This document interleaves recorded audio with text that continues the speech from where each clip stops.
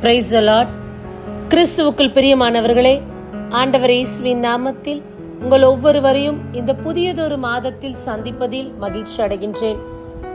ஜூலை 31 நாட்களை முடித்து இந்த 2024 வருடத்தில் ஆகஸ்ட் மாதத்துக்குள் நாம் அற்புதமாய் பிரவேசித்திருக்கின்றோம்.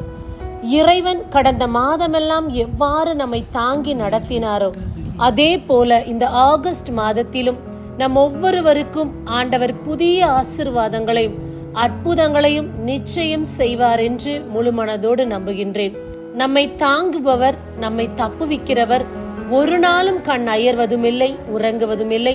அவ்வாறாய் 7 மாதம் காத்து இந்த 8ஆம் மாதத்திலும் நம் ஒவ்வொருவருக்கும் புதிய ஜீவ நாட்களை இறைவன் தாமே ஆசீர்வாதமாய் கொடுத்திருக்கின்றார்.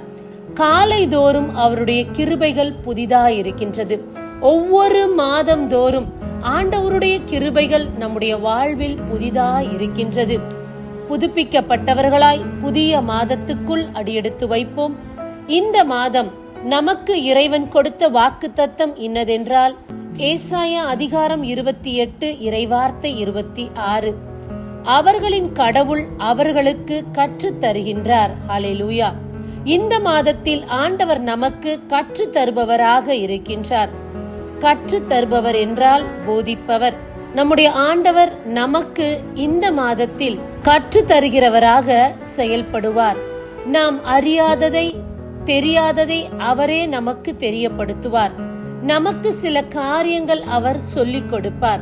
நம்முடைய வாழ்வில் நடக்கக்கூடிய ஒவ்வொன்றுமே நமக்கு தெரியாத ஒரு காரியம்தான். எப்படி நடந்து கொள்ள வேண்டும், எவ்வாறு இதை சந்திக்க வேண்டும் என்று நிறைய சமயங்களில் குழம்பி ஸ்தம்பித்திருக்கிறோம். இந்த மாதம் அப்படி ஒரு திகைப்பு இல்லாதபடி ஆண்டவரே நம்முடைய ஆசிரியராய் இருந்து நமக்கு கற்று தருபவராய் வழிநடத்துபவராய் இருக்க போகின்றார். இந்த புதிய மாதத்தில் அவர் உங்களுக்கு வேண்டியதை போதித்து உணர்த்தி நடத்த போகின்றார். அதன் நிமித்தம் நீங்கள் ஆசிர்வதிக்கப்பட்டவர்களாய் இருக்க போகின்றீர்கள். நமக்கு எதையெல்லாம் ஆண்டவர் கற்றுக் கொடுக்க போகின்றார்?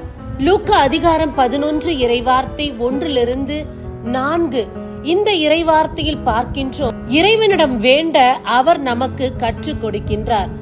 தந்தையை போற்றுவதும் அதே போல அன்றன்றுக்கான தேவைக்காக அவரிடம் செபிப்பதும் நம்முடைய பாவங்களை குறித்து அவரிடத்தில் மன்னிப்பு கேட்பதுமாய் இந்த கற்றுத்தரக்கூடிய காரியம் அமைந்திருக்கின்றது. ஜெபத்தில் அநேக காரியங்கள் இருக்கின்றது. இந்த வசனத்தில் பார்க்கின்றோம், ஆண்டவரிடத்தில் சீடர்கள் கேட்கக்கூடியது எங்களுக்கு ஜெபிக்க கற்றுத்தாருங்கள் என்று.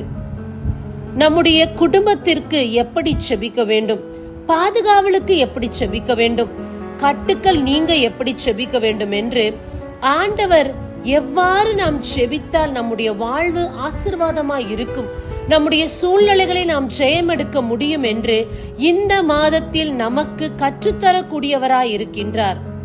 இந்த லூக்கா 11ஆம் அதிகாரம் இறைவார்த்தை 1-4 எதை குறிக்கின்றது? தந்தையாம் இறைவனிடத்தில் நாம் எவ்வாறு ஜெபிக்க வேண்டும், எதை ஜெபித்து நாம் பெற்றுக்கொள்ள வேண்டும், அவரை போற்றி புகழ்ந்து ஆராதித்து விட்டு அன்றன்றைக்கான தேவைகள் சந்திக்கப்பட, நம்முடைய பாவங்கள் மன்னிக்கப்பட இவ்வாறாய் நாம் ஜெபிக்க வேண்டும் என்று இறைமகன் இயேசு நமக்கு போதிப்பவராக இருக்கின்றார்.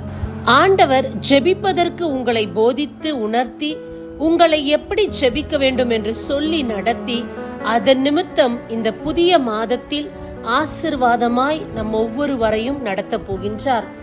இரண்டாவதாக லூக்கா அதிகாரம் 12 இறைவார்த்தை 11-12 பார்க்கின்றோம். ஆட்சியாளர் அதிகாரிகள் முன் என்ன பேசுவது, எப்படி பதிலளிப்பது என நீங்கள் கவலைப்பட வேண்டாம். நீங்கள் பேச வேண்டியதை தூய ஆவியானவர் உங்களுக்கு கற்றுத் தருவார். ஹல்லேலூயா. இன்றைக்கு ஆவியானவர் நமக்கு கற்றுத்தரப் போகிறார். யார் யார் முன்னிலையில் நாம் எவ்வாறு பேச வேண்டும், எப்படி பேச வேண்டும், எப்படி பதிலளிக்க வேண்டும், எந்த வார்த்தையை சொன்னால் அந்த இடத்தில் அது தகுந்ததா இருக்கும் என்று ஆவியானவர் தாமே நம்மை நடத்தக்கூடியவராய் இருக்கின்றார். ஒருவருடைய பேச்சுதான் அந்த மனிதன் யார் என்பதை நிர்ணயம் செய்கின்றது, தீர்மானம் செய்கின்றது. இன்று ஆவியானவர் நம்மை வழிநடத்தக்கூடியவராய் இருக்கின்றார்.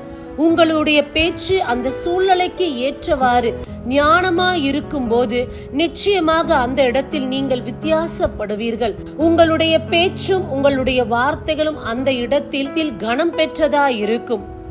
ஏன் நம்முடைய குடும்பத்தில் கூட நாம் பேசக்கூடிய ஒவ்வொரு வார்த்தை தான் நம்முடைய வாழ்வை தீர்மானம் செய்கின்றது. பிரச்சனைக்கு அடித்தளமா இருக்கக்கூடியதே நாம் பேசுகின்ற வார்த்தைகள் தான். சில நேரங்களில் நாம் பேசக்கூடிய வார்த்தை அநேக காரியங்களை தோல்விக்கு உண்டாக்குகின்றது. அதே போல நிறைய காரியங்களை நமக்கு இல்லாதபடி ஆக்குகின்றது. நிறைய உறவுகளும் நண்பர்களும் நம்மை விட்டு பிரிய அதுவே காரணமா இருக்கின்றது. ஆகவே இந்த பேச்சு, நம்முடைய வார்த்தைக்கு வலிமை அதிகமா இருக்கின்றது. இந்த வார்த்தை தான் நம்முடைய வாழ்வையும் எண்ணத்தையும் நாம் செய்கின்ற ஒவ்வொன்றையும் தீர்மானம் செய்யக்கூடியதா இருக்கின்றது. ஆகையால் இந்த மாதத்தில் ஆவியானவர் தாமே நம்முடைய வார்த்தையை, நாம் பேசக்கூடிய ஒவ்வொன்றையும் அவர் பொறுப்படுத்திக் கொள்ள போகிறார், அவர் நடத்த போகின்றார். ஆகையால் நிச்சயமாக இந்த மாதம் நமக்கு மிக மிக ஆசீர்வதிக்கப்பட்ட மாதமாக இருக்கும். நாம் பேசுகின்ற ஒவ்வொரு வார்த்தையிலும் ஆவியானவர் நம்மை நடத்த போகின்றார். எந்த நபர் முன்பதாக நாம் நின்றாலும் அந்த நபரிடத்தில் எவ்வாறு பேச வேண்டும் என்று அவரே நம்மை நடத்த போகின்றார். அவரே நமக்கு கற்றுத்தரப் போகின்றார். அவரே அந்த இடத்தில் நம்மை வழிநடத்த போகின்றார். நிச்சயமாக இந்த வார்த்தை உங்களுக்கு ஆசீர்வாதமாய் இருந்திருக்கும் என்று நம்புகின்றேன். இந்த மாதம் கடவுள் நமக்கு கற்றுத் தருகின்ற மாதமாக இருக்கின்றது. எப்படி செபிக்க வேண்டும், எப்படி நடந்து கொள்ள வேண்டும், எப்படி பேச வேண்டும் என்று ஒவ்வொன்றாக ஆவியானவர் நம்மை நடத்த போகின்றார். விசேஷித்த ஆசீர்வாதமிக்க மாதமாக இருக்கும். நிறைந்த நன்மைகளை பெற்று மகிழ்வோம். ஆமென். God bless you. ஏசாயாவின் உதடுகள் தொட்ட தேவா, எந்தன் உதடுகள் இன்று தொடுமே. ஏசாயாவின் உதடுகள் தொட்ட தேவா,